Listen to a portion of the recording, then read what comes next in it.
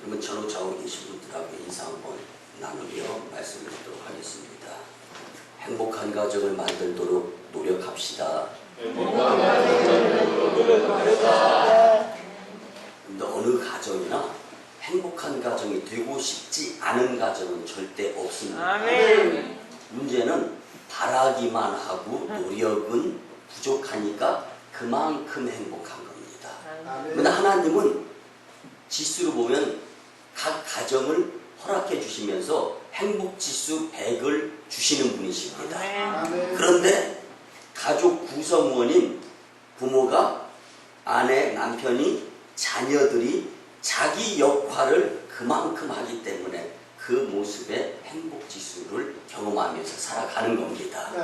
5월 가정의 마지막 달을 맞이해서 서로 노력하여서 지금보다 더 하나님이 원하시는 행복한 가정 공동체를 오늘 주시는 말씀을 통하여 도전, 결심, 결단, 그리고 꼭 가정을 위해서, 사실 표현을 드리자면 헌신입니다. 헌신도 아닙니다. 뭐 다른 사람 가정입니까? 내 가정이잖아요.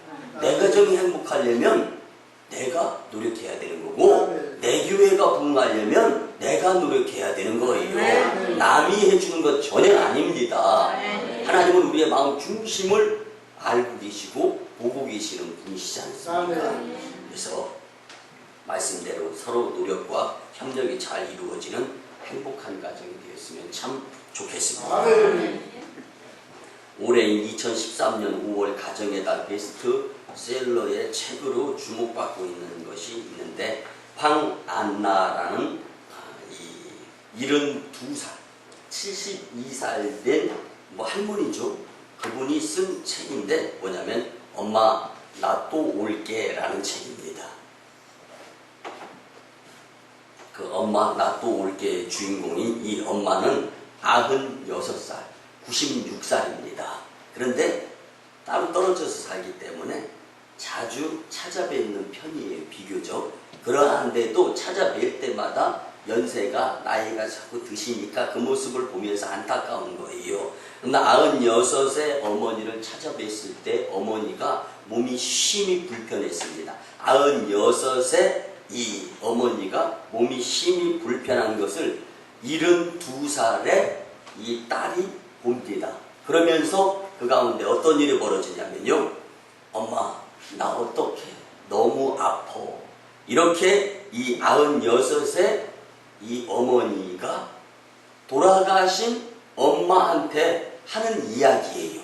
이 이야기를 이 72살의 딸이 듣는 겁니다. 어떻게 도와줄 수가 없어요. 그런 가운데에서 지켜보면서 엄마란 이 이름 자체가 96의 할머니도 애타게 찾는 그리움의 단어가 바로 엄마구나 라는 것을 느끼면서 감동이 되어지는 대로 쓴 그냥 글이 이 2013년 5월 가정의 달 베스트셀러인 황안나의 엄마 나 또 올게 라는 책입니다. 여러분들, 마음이 안 좋을 때나 몸이 건강하지 않을 때 돌아가신 부모님을 그리워서 찾는 것은 자식된 사람으로서 누구나 하는 생각입니다. 오늘따라 몸이 아프니까 왜 이리도 돌아가신 엄마를 생각하고 엄마를 바라보며 왜 이리 눈물이 앞을 가리는 것일까라는 생각에서 이 글을 썼다고 하는데요. 살아계신 부모님께 지금 이 순간부터 더 잘해드려야 되겠다. 그래서 책의 제목을 엄마 나 또 올게 라는 타이틀을 만들었는데요. 여러분, 이 엄마 나 또 올게 라는 책에는요, 등장인물이 황안나라는 72살의 딸과 96의 홍영녀라는 어머니가 있습니다. 사실 나이로 보면 둘 다 할머니입니다. 근데요, 딸인 72살의 황안나라는 사람이 96의 어머니가 몸이 아파서 돌아가신 할머니를 찾는 모습에 살아계실 때 좀 더 잘해드려야 되겠다. 여러분들, 오늘 말씀의 제목이 온 가족이 해야 할 일, 각자가 해야 돼. 여러분들, 자식이 부모의 역할을 하면 그게 행복한 가정입니까? 부모가 있는데 부모가 정신 연령이 자녀 연령이면 행복한 가정이냐고요. 자기 역할이 있습니다. 살아 생존에 계실 때 더 열심히 어머님을 찾아뵈야 되겠다라는 생각을 갖는 그 딸의 모습, 집안의 식구들에게 더 잘하게 되고 서로 역할을 더 잘 감당하게 되면 지금보다 남의 집이 아니라 우리 집이 더 행복해질 수 있다라는 부분의 이 책이 베스트셀러가 될 수밖에 없는 거죠. 여러분들, 세상이 무너져 갑니다. 가정이 깨져가고 있습니다. 용서하시고 들어주시기 바랍니다. 지난주 주일 저녁 때 말씀드렸던 부분 가운데 한 가지, 우리나라가 세계에서 이혼율, 자살률 최고 아닙니까? 여러분들 용서하시고 들어주시기 바랍니다. 세 가정이 결혼해서 한 가정이 깨져요. 여러분들 가정은 행복한 가정인 줄 믿으시기 바랍니다. 그런데요, 오늘 본문에 경건한 고넬료의 가정이 나옵니다. 여러분들, 예수님을 믿는 그리스도인은 다른 거 아닙니다. 예수님께서 인정하시는 하나님의 말씀인 성경 말씀을 믿고 그대로 지키는 것이 그리스도인입니다. 여러분들, 교회에 왔다 갔다 하는 사람들이 다 그리스도인이 아닙니다. 하나님의 말씀대로 사는 자들이 그리스도인이라는 것을 인정하시고, 그렇기 때문에 교회 안에서 받은 은혜를 교회 밖에서 언행, 말로 행동으로 표현하는 것이 그리스도인의 모습이고, 나더러 주여 주여 하는 자마다 다 천국에 들어갈 수 없느니라 예수님께서 말씀하신 그 말씀의 의도는 세상 가운데 속하여 살고 있으면서 그 세상을 이겨가면서 믿음으로 살아가는 자들을 예수님은 그리스도인이라고 부르겠다라는 거죠. 여러분들, 가정에 하나님이, 예수님이, 성령님이 안 계십니까? 여러분들, 계시다는 믿음은 있지 않습니까? 그럼 주님 계신 곳이라면 교회 안에서 은혜 받은 것, 교회 밖에 가정에서 그대로 이루도록 노력하는 삶, 그 가운데에서 한 번 노력이 행복해지고 계속 노력하면서 더 행복, 축복의 공동체가 만들어진다는 것을 기억하시면서 말씀을 들었으면 참 좋겠습니다. 최근에 연예인 손아묵의 소유 차량에서 죽은 여자친구 사건이 화제가 된 적이 있습니다. 사회 공인과 연예인들의 잇따른 자살을 사회학적 용어로는 베르테르의 효과라고 합니다. 근데 괴테가 쓴 젊은 베르테르의 슬픔이라는 책을 보면요, 이 베르테르라는 주인공이요, 자신의 삶이 힘들고 어려워서 죽습니다. 근데 죽은 것으로 끝나지 않습니다. 당시에 그 괴테가 쓴 젊은 베르테르의 슬픔이 전 세계적으로 번역되어져서 퍼져나갔는데요, 유럽에서만 베르테르가 힘들어서 자살한 그 책의 영향을 받아서 2,000명 이상이 모방 자살해서 죽었습니다. 그래서 그때부터 베르테르의 효과, 연예인, 공인. 근데 여러분들, 그 2,000명 이상이 자살을 해서 죽었는데요, 그 사람 중에 그리스도인들이 많이 있었다.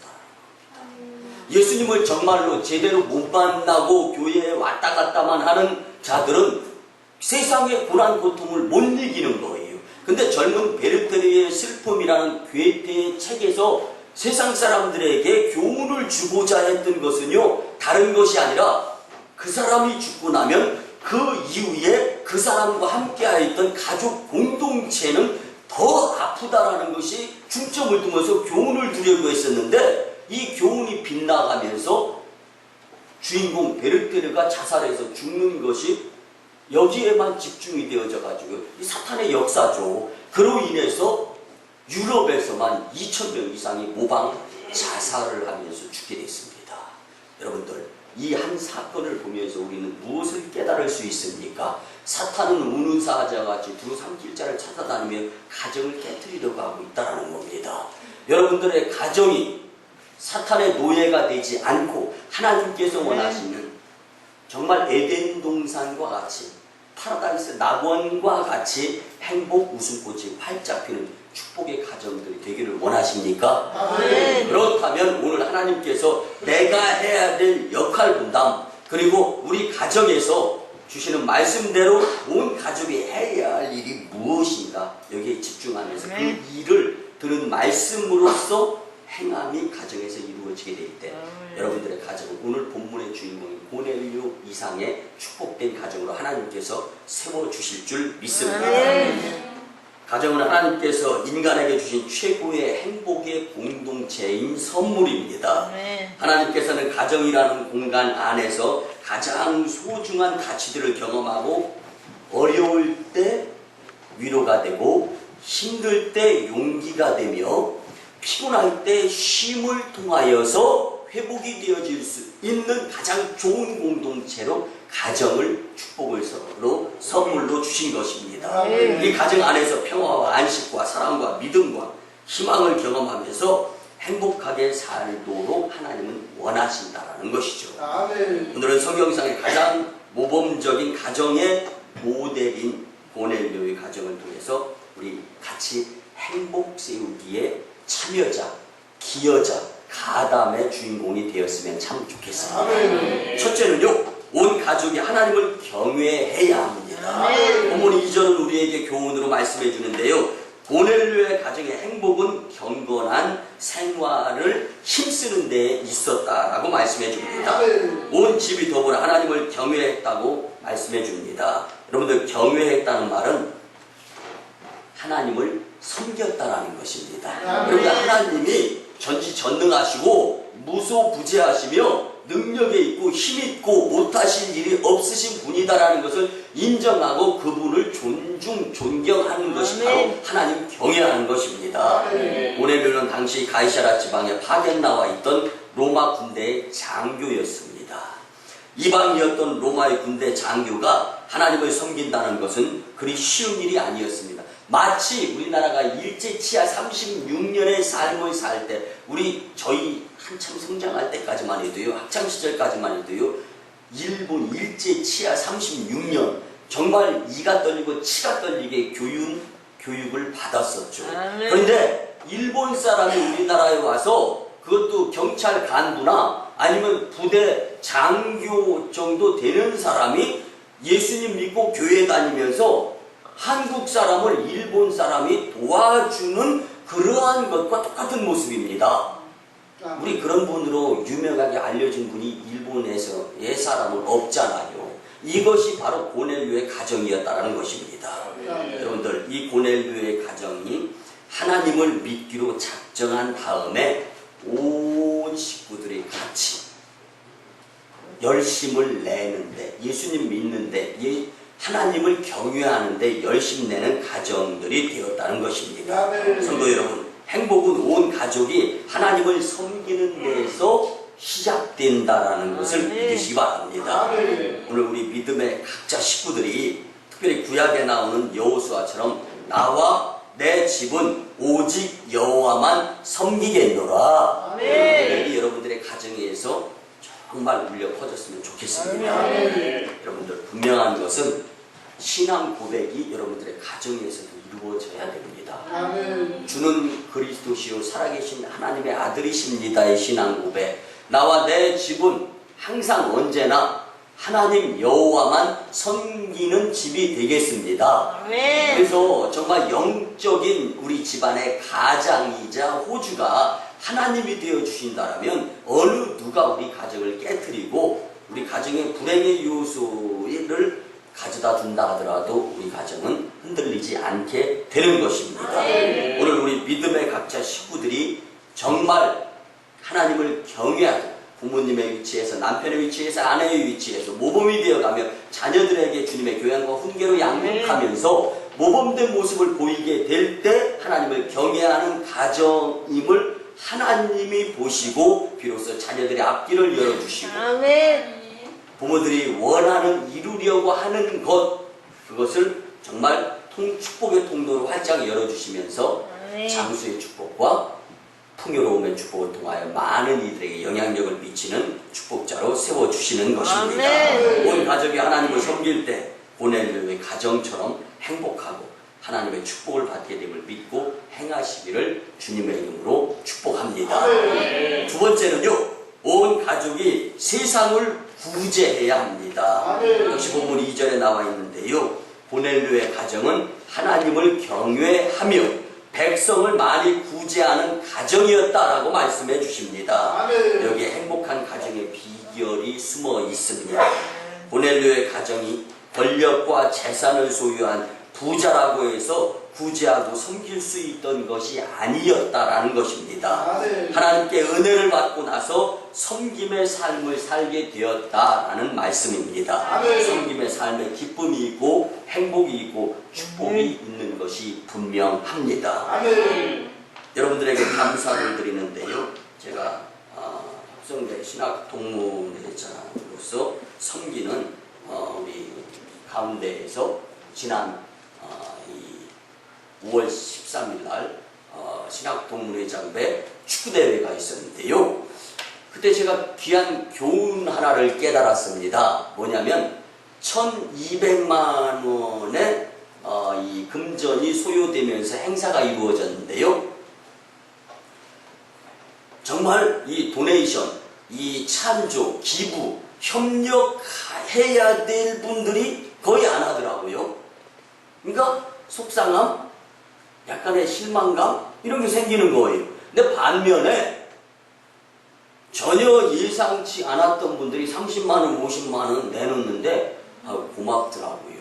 아멘. 근데요, 고마운 것도 고마운 거지만 당장 2주가 지나니까 어저께 그 집안에 장례가 나서 제가 토요일은 움직이지 않고 주일 준비에 전념하기 때문에 오늘 주일 낮예배 후에 문상을 다녀오려고 하는데, 근데 이런 모습 가운데에서 하나님은 주거니 받거니 아멘. 섬기고 베풀고 나누고 위하는 삶 가운데 축복의 씨앗을 숨겨두었구나라는 것을 느껴봅니다. 아멘. 그래도 우리 교회 성도님들이 기도 열심히 해주시고 또 이 물심양면으로 협력해 주신 분들이 계세요. 그래서 이 시간을 통한 감사의 마음 드리는데요. 여러분들 있어서 섬기지 않더라고요. 있는 사람은 더 불리려고만 생각합니다. 근데 없는 사람은 없는 가운데에서 물질을 잘 사용하는 거예요. 그 물질을 잘 사용, 나에게 있는. 그래서 우리 교회 성도님들은요, 신앙생활 하면서 주님께 드리는 것만 가지고도 우리 지역, 그리고 전 세계에 여러분들이 무슨 재주로 인도 땅 첸나이에 여러분들의 돈을 통하여서, 여러분들의 물질을 통하여 인도 땅 첸나이 굶어져가는 사람들에게 영향력을 베풀겠습니까? 불가능한 거잖아요. 근데 여러분들이 많은 재단에서 신앙생활을 하면서 여러분들이 정성, 땀이 되고 생명과 같은 정성스럽게 이제 이 여러분들에게 이 주어진 이 물질을 가지고 하나님께 드리게 될 때 인도가 구원받고 아멘. 중국이 구원받으며 아멘. 많은 사람들이 주께로 돌아오는 영향력을 발휘하는 여러분들이 복된 손길인 줄 믿습니다. 아멘. 그리고 여러분들의 가정을, 직장을, 일터를, 사업장을 축복을 해 주십니다. 여러분들 신동아 6월호에 연예인 이병헌의 글이 실려 있는 것을 보았습니다. 근데 이 예전부터 전통이 있는 월간지로 신동아가 있잖아요. 저는 이제 한 달에 1년에 14만 4천 원인가 이렇게 구독이 되어지는데, 제가 이제 신동아를 구독하는데 참 아이러니컬한 건 신동아의 기자들이 신출귀몰하다라는 생각이 들어요. 보통 6월 오면은 5월 15일 한 보름 전에 나옵니다. 근데 웬만한 기사는 벌써 다 탑재가 되어져서 저한테 전송이 되어지는데, 그 중에 특별한 글을 하나를 소개하려고 합니다. 이제 6월호에 연예인 이병헌의 글이 실렸는데요. 그는 영국에 귀가합니다. 월드스타 영화 촬영 때문에. 근데 지금 호텔 생활을 하지 않고 보통 평범한 한 집을 한 달씩 세를 내면서 이제 새 방에서 사는 겁니다. 주변 사람들이 월드스타로서 돈 많이 버는데 특급 호텔에서 화롭게 살지 왜 이렇게 궁색하게 사느냐, 그런 자들의 질문에 이렇게 답변을 한다라는 글이 실려 있었습니다. 저도 옛날에는 특급 호텔에서 호의호식하면서 사치스럽게 지냈습니다. 그런데 세계를 돌아다니다 보니까 먹지 못해서 굶어 죽고 그리고 물이 없어서 죽는 자들을 보게 되었습니다. 그 다음부터 유니세프의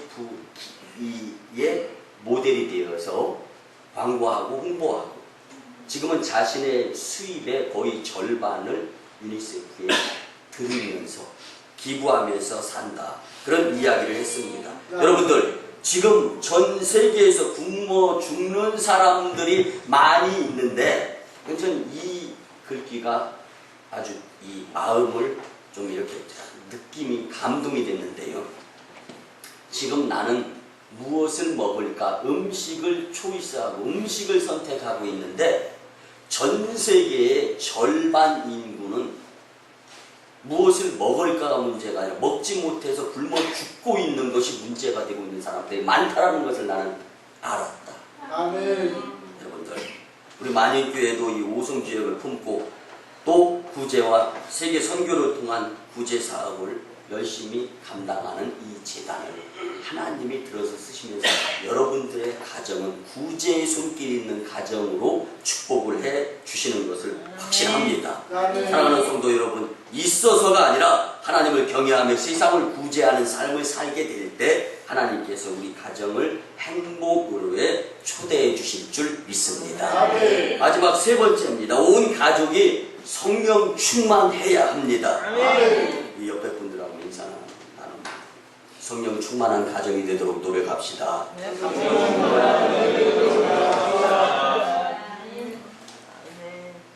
성령 충만한 가정이 되도록 노력하게 될 때 하나님의 방법으로 가정의 갖가지 문제가 해결되는 것입니다.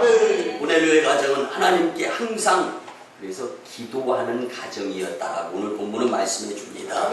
이방인의 로마 장교가 하나님을 믿기도 쉬운 일이 아닌데 항상 기도에 힘쓰는 가정이 되었다라는 것은요, 믿음의 사람이라면 부러운 가정이 되는 것이죠. 여러분들은 기도를 얼마나 드립니까? 여러분들 얼마만큼 하나님께 여러분들의 문제를 아릅니까? 여러분들 용서하시고 들어주시기 바랍니다. 좀 세상적인 속된 표현을 드리려고 하는데요, 겁 없는 사람을 간이 크다고 하죠. 근데 그런 대로 괜찮습니다. 근데 하나님을 믿고 의지하면서 신앙생활 기도드리지 않는 그리스도인의 간 큰 분이 되어서는 절대로 안 될 줄 믿습니다. 여러분들 하나님을 믿는다라는 것이 무엇입니까? 하나님이면 하실 수 있습니다라는 것을 인정하는 것 아닙니까? 그렇다면 주님을 의지하여 주님과의 대화, 교제인 기도의 시간을 생략해 버린다면 여러분들의 가정을 누가 책임져 줄까요? 둘 중에 하나입니다. 하나님이 우리의 가정을 핸들링 해주시지 않는다면 말씀드리기 거북스럽지만 하나님이 아니면 사탄 둘 중에 하나 흑백 아닙니까? 여러분들의 가정은 하나님께서 핸들링 해주실 수 있는 축복된 가정이기를 소원합니다. 고넬료의 가정의 행복과 은혜와 성령 충만한 가정이 되었다라는 것은요, 그의 가정의 기도를 통하여서 성령 충만하였기 때문이다라는 것을 우리는 기억해야 됩니다. 오늘 본문 뒤에 23절 이하에 보면 기도하는 가운데 요바에 머물고 있는 베드로를 초청하라는 천사의 음성을 듣고 즉시 사람을 보내어 베드로를 모셔왔습니다. 베드로가 도착하자마자 발 앞에 엎드려 절하며 그를 맞아들였습니다. 그는 베드로를 갈릴리 시골의 어부로 보지 않았습니다. 하나님의 보내심을 받은 하나님의 사자로 맞이한 것입니다. 그때 고넬료의 가정에 하나님이 같이 동행해 주셔서 하나님의 은혜가 충만하였고 성령 충만한 가운데 축복된 가정이 될 수 있었습니다. 여러분들도 여러분의 가정에 목회자를 모실 때 이같이 고넬료의 정성의 것 여러분들 용서하시고 들어주시기 바랍니다.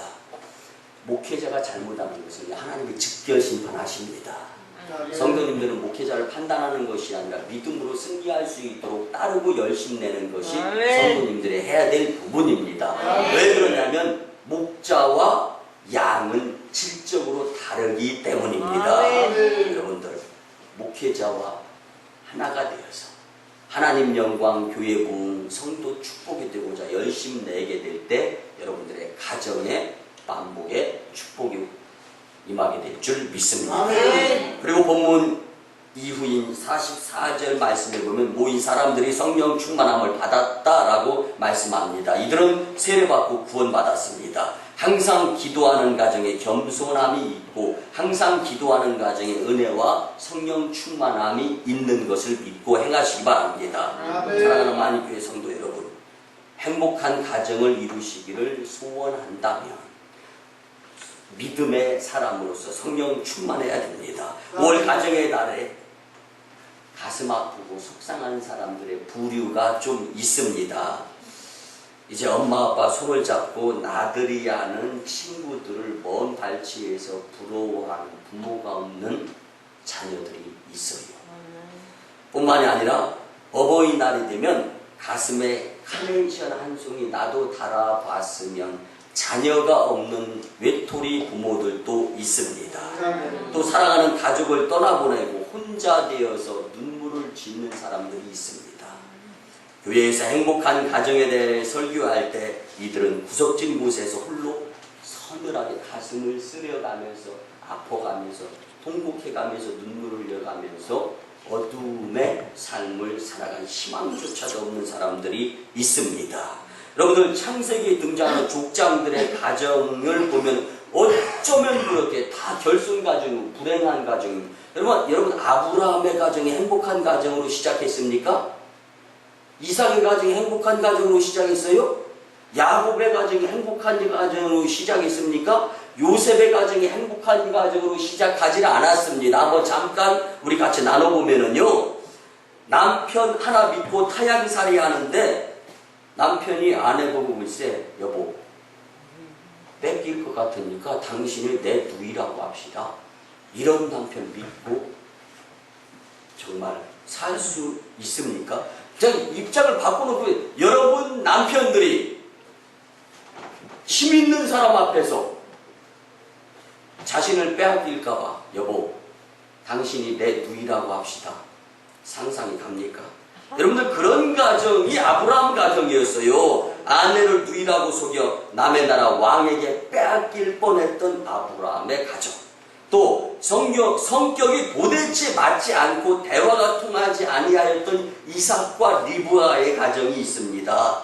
그래도 이삭과 리브가의 가정은 괜찮은 편입니다. 여러분 야곱의 가정은요, 그야말로 결손 가정 그 자체 불행 덩어리의 집구석이었습니다. 한번 보면은요, 야곱은 어머니와 공모하여서 아버지와 형 에서를 사기치죠. 여러분들 집안에 사기꾼이 있었다는 거예요. 집안에 사기꾼이 있으면 그 집안에 용서하시고 꼴이 뭐가 되겠습니까? 이제 성경에 그런 가정이 왜 모델이 될 수 있었는가? 이후에 하나님이 이끌어 가시는 인도하심이 있었기 때문인데요. 여러분들 그뿐만이 아닙니다. 야곱은 어머니와 공모하여 아버지 형을 속이고 타향으로 도망치고, 또 야곱의 네 아들들이 서로 투기하더니 12이복 형제들은 서로 반목하면서 다투는 관계, 원수지간이 되고 맙니다. 여러분 얼굴이 못생겼다는 이유로 사랑을 받지 못했던 레아나, 또 자녀를 낳지 못해서 불쌍하였던 이 라헬이 품었던 이 한은 가정으로서 정말 속상한 가정일 수밖에 없었습니다. 그로 인해 이들의 투기가 자식들에게 전달이 되어집니다. 열 아들이 이 어린 동생 요셉을 이집트의 노예로 팔아넘기는 데까지, 여러분들 가족의 부모, 자녀 잘못되면 이것이 대물림 된다는 것을 교훈하고 있는 겁니다. 믿음이 대물림 되어져야 되지, 왼수, 사기가 대물림 되어져서는 절대로 안 되는 것이 가족입니다. 사랑하는 성도 여러분, 가정의 불행의 원인을 보면은요, 한 3가지 정도로 압축할 수가 있습니다. 첫째는요, 불가항력적인 환경적인 요인. 이건 어떻게 할 수가 없어. 한번 보세요. 야곱이 쌍둥이의 동생으로 태어난 것, 이거 내가 뭐 어떻게 할 수 있습니까? 할 수 없는 거잖아요. 그뿐만이 아닙니다. 여러분, 레아의 외모가 부족했어요.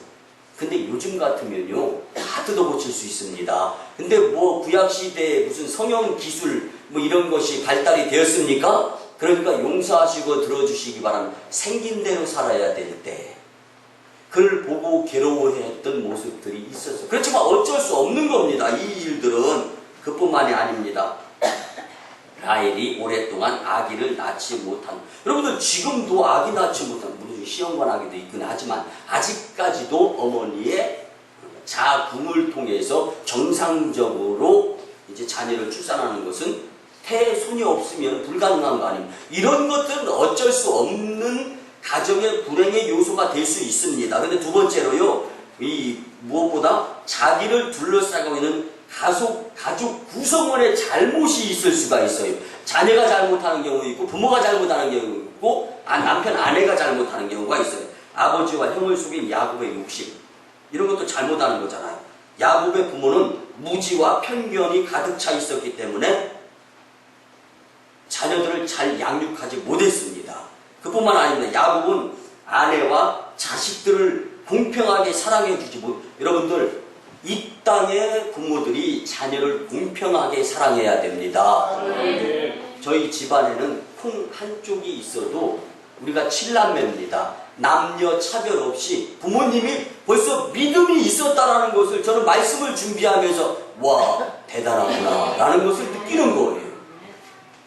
아들에게 유산을 더 많이 물려주면 야, 좋았을 텐데. 근데 이것이 아니에요. 공평해야 되는 겁니다. 여러분들, 어쩌면 그렇게 내가 낳은 딸인데도 아들은 그냥 상전이고 딸은 용서하시고 아무것도 아니요. 여러분들 그러지 마시고 공평해야 되는 겁니다. 이렇게 되면 또 아들은 서운하게 말씀 듣는 그 자체가 복에서 거리가 멀은, 말씀은 말씀으로 받아야 되는 거예요. 특별히 정성이 공평해야 되는 것입니다. 여러분들, 세 번째 원인으로 보면 자기 자신의 죄입니다. 여러분들, 라헬과 레아의 투기가 있었습니다. 살려달라는 동생 앞에서 양고기를 뜯어먹던 요셉의 형들, 이거는 범죄예요. 이러한 원인들이 얽히고 설켜서 가족 구성원을 행복에서 불행으로 깎아먹는 겁니다. 여러분, 어떻게 하면 이 악순환으로부터 벗어날 수가 있겠습니까? 경제가 성장하여 좋은 환경에서 자라면 되겠습니까? 근데 성형수술해가지고 못난 사람이 잘생기게 된다면 이것이 정말 행복입니까? 길어봤자 여러분들의 나이에서 얼마 더 살겠습니까? 영적인 것에 집중할 수 있는 자가 참 지혜로운 자고, 하나님께서 살아계시기 때문에 그 모습을 보시고 행복, 축복의 가정으로 허락해 주신다는 것입니다. 물론 사람의 성격에 따라 매우 달리 방법이 세상적인 가운데 표현되어질 수 있습니다. 사랑하는 성도 여러분, 용서로 묶인 매듭이 풀려져야 되는 것입니다. 우리의 마음에 누군가를 미워하는 마음이 있다면 그 자체가 바로 불행입니다. 이 가정의 한과 저주의 사슬을 끊고 새로운 관계를 열어준 사람이 바로 야곱의 아들 요셉이었습니다. 조상들의 모든 죄악의 결과를 뒤집어 쓴 피해자라고 하면 피해자가 바로 요셉 아니었습니까? 그렇지만 도와주는 사람 생판 한 명도 없었어요. 그렇지만 요셉의 마음에는 하나님을 모시어 드렸기 때문에 세상 사람은 부모, 형제 아무도 요셉을 도와주지 않아도 하나님이 요셉을 도와주었기 때문에 요셉의 마음속에는 용서의 마음이 있었습니다. 여러분들, 요셉은 어둠의 악연인 죄악의 쇠사슬을 하나님의 인도하심에 의해서 용서로 풀었던 자였습니다. 할아버지 이삭의 영적인 어두움과 아버지 야곱의 욕심과 편견, 어머니 라헬과 큰어머니 레아의 투기, 형들의 시기와 질투가 그를 이방 땅의 노예로 팔아넘기는데 다 일조했던 한 가지의 사건이었습니다.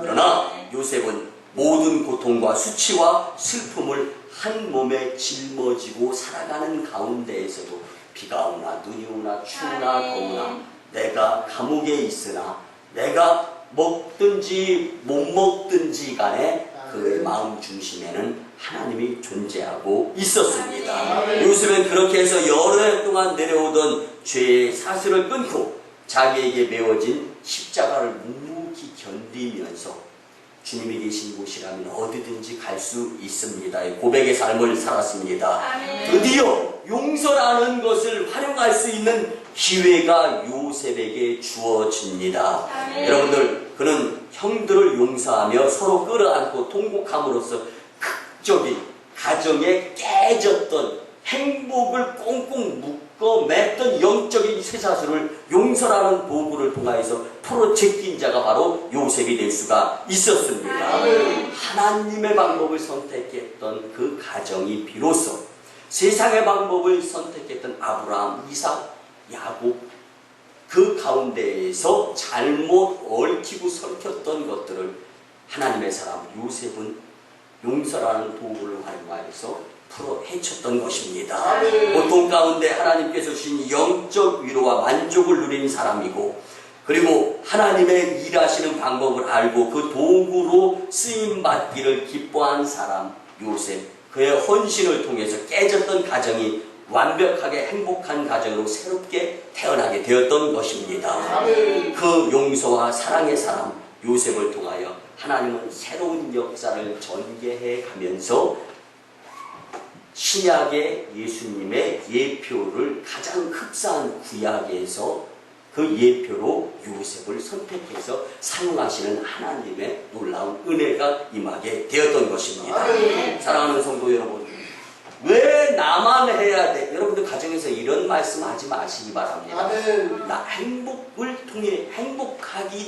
행복의 요소로서 내가 그 일을 해야 되는 것입니다. 아멘. 근데 왜 나만 겪는 고통, 고난, 왜 내가 해야 돼? 이런 생각 가운데에서는요, 가정의 행복이 사탄에게 주도권을 빼앗기고 많은 상황으로 치닫고 있다는 것을 우리는 기억해야 됩니다. 아멘. 여러분들의 가정에 서로의 역할 분담이 잘 안 되어서 행복하지 못한 가정의 모습이 보이고 있지는 않습니까?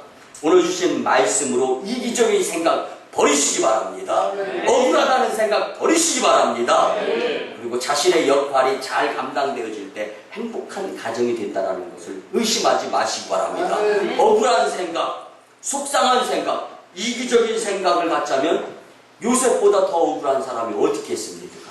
그렇지만 요셉은 마음 중심에 하나님을 모셔야 되었기 때문에 모든 사람이 다 적대시 되어진다 할지라도 하나님 한 분을 의지하여서 주님의 방법인 용서를 선택하였기 때문에 이제는 그 가게에 흐르는 불행이 끊어지고, 이제 그 가게가 이후로부터 1000대 이상까지, 지금 뭐 1000대만 되겠습니까? 하나님의 축복의 가문이 될 수 있었던 것입니다. 그래서 말씀의 결론을 드립니다. 불행으로 시작했지만 행복한 가정, 하나님의 사람이다 소리를 들었던 한 사람을 소개하면서 말씀을 마치려고 합니다. 미국의 초대 대통령이었던 조지 워싱턴. 그는 집안이 너무 가난하기 때문에 그 당시에 제일로 돈을 잘 벌 수 있는 것이 선원, 배를 타는 것이었습니다. 그래서 어렸을 때부터 나는 배를 타가지고 어머니에게 돈다발을 그냥 바리바리 가슴에 안겨줘야 되겠다. 이것만 가지고 살아가면서 성장을 했습니다. 어른이 되었습니다. 드디어 어머니에게 고백을 합니다. 어머니, 내일 배 타러 갑니다. 짐을 다 쌓아놨습니다. 그런데 배를 타게 되면 단점이 있었는데 뭐냐면 교회를 못 다닌다는 것입니다. 이걸 알았던 조지 워싱턴의 어머니는 눈물을 흘립니다. 그리고 아들의 손을 잡습니다. 아들아, 나는 용서하시거든요. 이렇게 표현하고 싶어요. 돈벼락 맞는 것보다 너가 주일이면 나와 함께 예배드리러 교회 가고, 그리고 예수님 앞에 무슨 문제 있을 때마다 우리가 기도하는 모습을 보이며 같이 살았으면 좋겠다. 이 말씀이 마음에 삼키는 거예요. 그래서 그 손길을 뿌리치지 못하고 어머니, 그러면 어머니를 공경하면서 열심히 살아보겠습니다. 그리고 20여 년의 세월이 흘렀습니다. 어머니와 함께 어머니의 가정에서 효도하는 그 모습, 그리고 어머니에게 공경하는 모습을 보시고 하나님은 그를 미국의 초대 대통령으로 만들어주시는 사건이 나타납니다. 대통령이 되고 나서 이 땅에 많은 젊은이들이요 하고 연설을 합니다. 그 연설의 한 부분을 읽어드리면, 부모의 눈에서 눈물을 흘리게 하는 자녀들이 되지 마십시오. 부모에게 눈물을 흘리게 하는 자녀는 하나님의 축복에로부터 거리가 멀어집니다. 그리고 나는 부모님에게 순종을 했더니 하나님이 그 모습을 보시고 대통령으로 만들어 주셨습니다. 어머니가 그를 대통령으로 만들어 준 것이 아니었습니다. 어머님의 말씀에 순종했던, 그래서 하나님을 기쁘시게 했을 때 하나님이 워싱턴을 미국의 대통령, 초대 대통령으로 만들어 주신 것입니다. 여러분들, 이렇게 해서 5월 가정의 달에 의한 네 파트의 설교 말씀을 마무리하는데, 가장 중요한 것은 왜 내가 우리 집에서 이 일을 해야 됩니까? 이런 이야기 하지 말고 각자가 해야 할 일이 있음을 깨달아가면서 오늘 주신 말씀대로 온 가족이 해야 할 일에 집중하면서 영적으로서 하나님의 놀라운 축복의 자녀, 가정들이 다 되시기를 주님의 이름으로 축원합니다. 기도드립니다. 고마우신 주님의 은혜, 아버지 하나님, 5월 가정의 달과 거룩한 주일에 우리에게 친히 온 가족이 해야 할 일에 대해 말씀해 주시니 참으로 감사를 드립니다. 주신 말씀대로 하나님을 경외하며 세상을 구제하고 성령 충만한 가정이 되어서 행복과 축복의 가정 공동체가 되게 하여 주시옵소서. 주님, 특별히 믿음의 가정을 파괴하려는 악한 영의 계략은 예수님의 이름으로 떠나갈지어다. 감사드리며 존귀하신 예수님의 이름으로 축복할 때 기도드리오나이다. 아멘. 우리 구주 예수 그리스도의 크신 은혜와 하나님 아버지의 만극하신 사랑하심과 성령님의 감화 감동 교통 역사하심이 오늘 5월 가정의 날 마지막 주일에 온 가족이 특별히 해야 할 일에 대해서 깨닫게 하심에 감사드립니다. 이 마음 가지고 가정과 직장과 일터로 흩어집니다. 그곳에서 주님 역사하여 주시옵소서. 또 1호 선교지 인도 땅 첸나이, 2호 선교지 중국 땅 광동세이 주위의 선교지의 사역마다 하나님의 놀라운 역사가 불일 듯 일어나게 도와주시옵시기를 간절히 축원하오나이다. 아멘.